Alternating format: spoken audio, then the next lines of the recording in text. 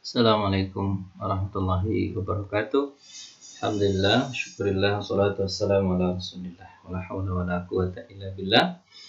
Pada hari ini kita belajar tentang 5 kaidah dasar dalam qawaid fikih. Tapi yang akan kita pelajari pada hari ini hanya 2. Insyaallah minggu depan akan kita pelajari 3 lagi. Pertama adalah terkait ini dipresentasikan oleh Arum Cahaya, Jahari dan Atep Saiful Miqdad. Baik, 5 kaidah pokok qawaid fikih. 5 kaidah pokok qawaid fikih. Jadi kaidah-kaidah yang dibentuk oleh para ulama pada dasarnya berpangkal pada atau menginduk pada 5 kaidah pokok ini. Jadi dia ada kemarin itu kan ada kaidah kaidah inti. Kaidah inti itu adalah darul mafasid muqaddam ala jalbil masalih ya. Itu kaidah inti namanya. Kaidah inti. Sebenarnya kemudian ada pokok. Pokok ini menginduk kepada inti gitu. Menginduk seluruh yang cabang-cabang nanti menginduk kayak pohon gitu. Pertama ada yang mengatakan pohon. Nah, pohon itu adalah darul mafasid muqaddam ala jalbil. Jadi secara keseluruhan itu adalah menolak kemudaratan dan mengambil manfaat. Itu adalah kaidah kata pohonnya. Sementara kalau batangnya ini yang 5 kaidah ini. Batangnya itu 5 kaidah. Jadi kemudian cabang-cabangnya nanti banyak kaidah. Jadi seluruh cabang, seluruh ranting itu akan mengarah kepada pada batang tadi. Kalau ini kita bicara tentang batang, maka disebut dengan pokok gitu ya. Terus cabang-cabangnya tadi itu ada yang diperselisihkan, ada yang tidak diperselisihkan. Ada yang bersilang-silang itu berarti diperselisihkan. Ada yang lurus-lurus saja tidak berselisih, dia ada 4 model kaidah qawaid fikih. Pertama adalah menggambarkan keseluruhan yaitu kata pohon itu mengambil manfaat. Kemudian yang menggambarkan batang itu yang 5 ini. Kemudian yang cabang-cabangnya itu adalah ada yang lurus-lurus tidak berselisih dia, ada yang bersilang-silang berselisih dia. Itu tidak semua atau tidak sepakat seluruh ulama. Mudah-mudahan paham ya, kalau sudah dari yang kemarin insyaallah paham. Baiklah, kaidahnya ada 5 ya. Batang itu ada 5. Yang maksudnya dari batang itu ada 5 kaidah yang menginduk yang lain itu menginduk kepadanya. Pertama kita bicara poin pertama, makna kaidah al-umur bil maqasidiha. Kemudian landasannya dari Al-Qur'an. Kalau maknanya al-umur bil maqasidiha, landasan dari Al-Qur'an dan Sunnah. Cabang-cabang yang terkait dengan dia ada, gitu kan? Dan makna kaidah yang kedua adalah kaidah kedua ada ruyuzat. Kemudian landasannya apa? Kemudian cabang-cabangnya apa? Ini ya cara buat kaidah itu biasanya ulama begini. Baik. Al-umur bil maqasidiha. Ini kaidah pertama ya, kaidah pokok pertama. Segala sesuatu itu tergantung pada maksud atau tujuannya. Seorang ulama berkata, apa daya saya jika seandainya Hasan bin Ali bin Abi Thalib berkata, apa daya saya karena sesungguhnya Allah Subhanahu wa taala tahu sampai ke dalam hati saya. Jadi hati-hati dengan niat gitu. Kenapa? Karena Allah tahu apa yang kita niatkan. Nah, dan niat ini sangat penting dalam ajaran Islam. Kenapa? Karena seluruhnya bermuara kepada niat. Karena niat baik, maka hasilnya baik. Niat buruk, hasilnya buruk. Walaupun kelihatannya perbuatan itu sama. Contoh sholat ya, kan ibadah itu. Sholat itu kan ibadah. Kalau diniatkan untuk Allah, pahala dia. Tapi kalau diniatkan riya, batal pahalanya. Kan ini itu sangat esensi itu niat itu. Makanya kaidah pokok pertama bahas tentang niat. Segala buku hadis ya, buku fikih, biasanya di awal-awal depan itu bicara tentang niat. Buku hadis lah tuh bicara tentang niat. Kalau buku fikih kan bicara tentang kesucian. Kesucian itu dikaitkan dengan niat, bersih hati. Makanya orang yang misalnya ya, orang yang membunuh, tanya niat. Kalau dia membunuh membela diri karena masuk maling ke rumahnya, terus maling punya senjata, dia berniat untuk bela diri, kemudian akhirnya burung ngubu tuh maling itu terbunuh olehnya. Dia tidak ini, tidak apa namanya itu, tidak dihukum. Tapi kalau dia yang datang ke rumah tetangga, habis itu dia bunuh tetangga, kan niatnya ingin bunuh, maka dia dihukum. Di jalan juga begitu. Di jalan dia ugal-ugalan, niatnya itu ya ugal-ugalan. Ya berarti kalau orang tertabrak sama dia dihukum. Tapi kalau niatnya itu adalah bukan ugal-ugalan, tapi dia kencang karena memburu anaknya sakit parah di rumah atau orang tua sakit parah di rumah, kemudian dia menabrak suatu, dia tidak dihukum, dilihat dari niatnya. Nah, cuman kan masalahnya adalah siapa yang bisa tahu tentang niat?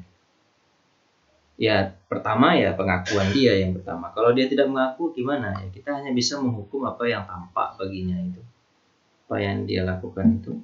Tapi nanti ada yang lebih tahu tentang niat itu, siapa? Allah Subhanahu wa ta'ala. Tentu yang paling berhak untuk memberikan hukuman yaitu Allah Subhanahu wa ta'ala. Itu yang paling berhak sebenarnya. Baiklah. Ini kaidah pertama, al-umuru bimaqasidiha. Dasarnya mana? Ayat Al-Quran surah Al-Bayyinah, wa ma umiru illa liya'budullaha mukhlishina lahuddin. Mereka tidak diperintahkan oleh Allah untuk melakukan ibadah kepada Allah itu kecuali ikhlas karena Allah Ta'ala dan agama. Jadi kalau segala ibadah diniatkan kepada Allah, maka berpahala. Kalau tidak, ya tak ada pahalanya. Tak ada pahalanya. Apalagi tadi kalau ibadah aja, kalau niatnya salah, batal pahalanya kan. Pahalanya batal, kalau ibadahnya mungkin sah-sah aja dilihat oleh manusia gitu. Tapi pahalanya batal. Apalagi kalau seandainya perbuatannya itu tidak langsung ibadah kelihatannya, seperti bekerja kalau tidak diniatkan untuk Allah gitu, untuk kesehatan badan, untuk Allah lah.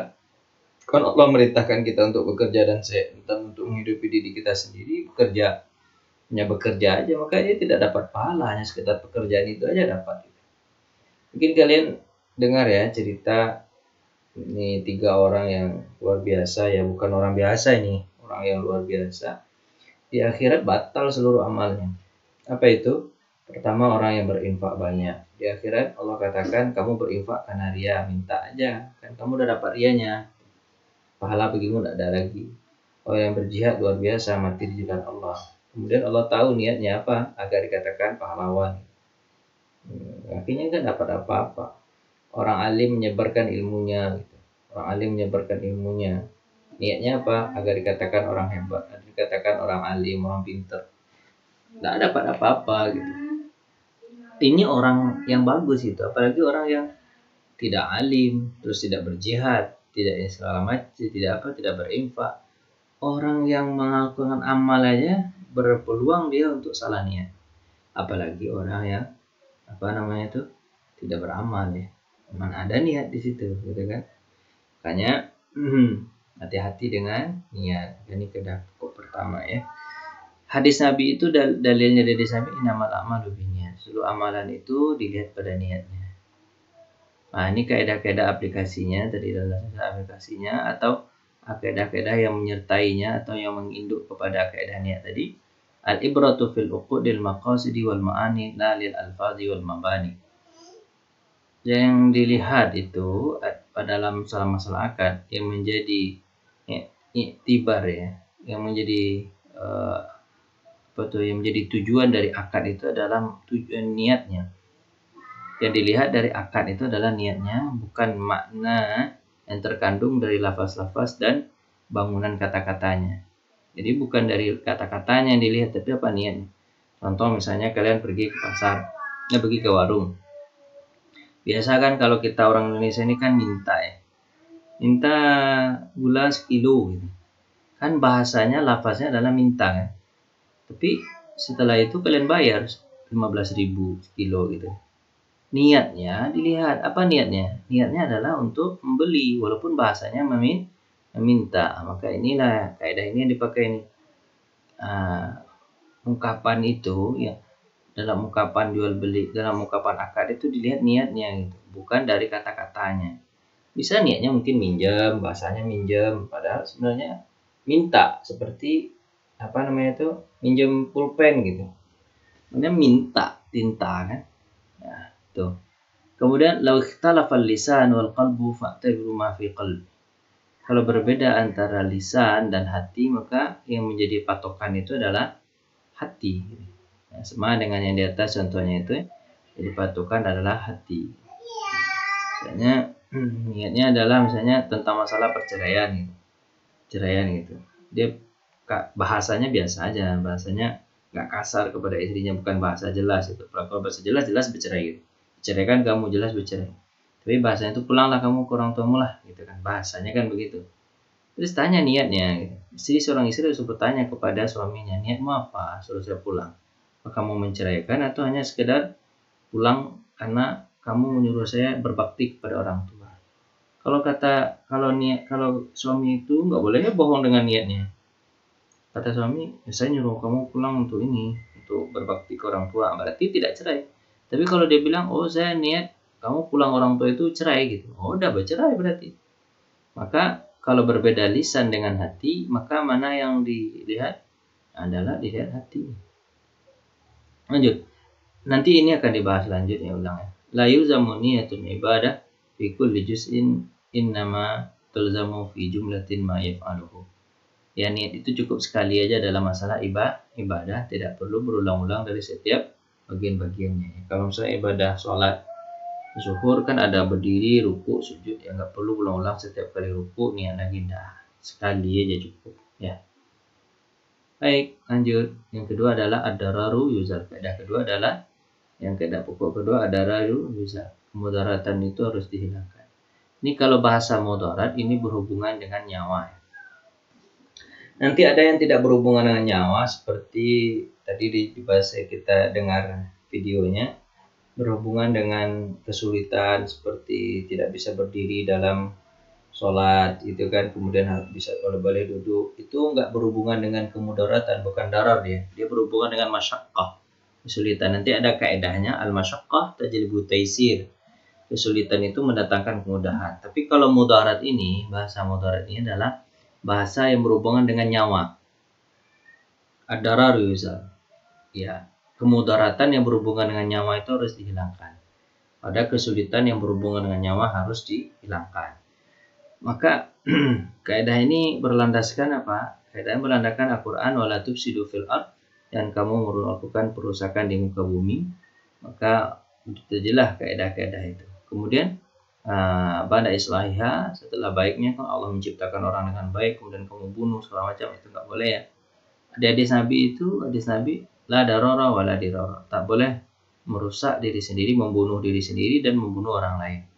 Menyusahkan diri sendiri, bukan menyusahkan ya, bahasa membunuh ya, karena berhubungan nyawa. Tak boleh membunuh orang lain dan membunuh diri sendiri dan orang lain. Baik, ini kaidah-kaidah ininya, kaidah-kaidah aplikasinya atau kaidah cabangnya. Ad-dararu tubihul mahzurat. Kemudaratan itu membolehkan apa yang dilarang. Ini dalam misalnya kelaparan, tak ada apa-apa, yang ada hanya di hutan misalnya ada anjing sama babi. Ya udah, makan aja anjing sama babi itu, karena akan berhubungan dengan nyawa. Jika seandainya tidak dimakan maka mati gitu kan. Nah, itu makan aja lah yang diharamkan itu. Tapi ada juga majaza li uzrin batala bi bizawalihi. Kalau sudah hilang uzurnya atau sudah hilang bukan harus kenyang-kenyang ya, atau hadis Nabi atau yang lainnya, dararu tuqaddaru biqadriha. Kemudaratan itu ya sekedarnya gitu. Kalau sudah dimakan kemudian rasa udah kuat, badan udah cukup gitu, nggak boleh bersenang-senang dengan babi. Dibakar, habis dibakar ditongseng, habis tongseng di habis ditongseng misalnya di gulai kalio, habis kalio ya, habis kalio dendeng macam. Oh, itu bersenang-senang tak boleh, hanya sekedarnya saja. Kalau sudah hilang katanya, majaza li usrin batal bisa boleh. Kalau sudah hilang, ya sudah hilang pula boleh untuk memakannya. Kalau sudah hilang, maksudnya sudah hilang laparnya, tidak boleh hilang pula, tidak boleh ditambah-tambah lagi. Ya kan? Ad-dararu atau kaidah berikutnya, ad-dararu la yuzalu bid-darari. Kemudaratan itu tidak boleh dihilangkan dengan kemudaratan. Kita sendirian, kita berdua di mana, di hutan. Habis itu nampak kita lapar, tidak ada. Bisa kita makan babi, anjing tak ada. kawan kita ada, kita bunuh habis kita makan dia, tidak boleh. Kemudaratan kita tidak bisa memberi mudarat ke orang lain. Tapi kalau dia sudah mati duluan, terus tak ada makan lagi, kamu makan dia nggak masalah. Tapi jika seandainya dia masih hidup, terus kamu bunuh, tak boleh. Jadi kemudaratan itu tidak bisa dihilangkan dengan kemudaratan. Kayaknya ini kita kaitkan aja ya, kadarat ini sudah berhubungan dengan nyawa ya. Nanti kalau masalah beruduk tak ada air kemudian boleh tayamum, itu hubungannya ke masyaqqah ya, kesulitan, karena tidak ada hubungan dengan nyawa itu. Tapi kalau berhubungan dengan nyawa, kata-katanya dipakai apa? Darar. Oke. Mau bihul lidarurat yuqadar, sudah dijelaskan tadi ya. Sudah dijelaskan tadi apa yang dibolehkan karena muqaddaratan itu hanya sekedarnya saja, itu tidak boleh berlebihan. Baik, dua kaidah itu saya rasa cukup untuk pada hari ini.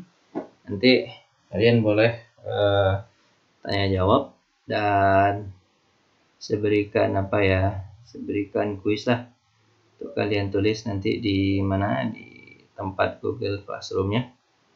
Apa itu? Nah, itu adalah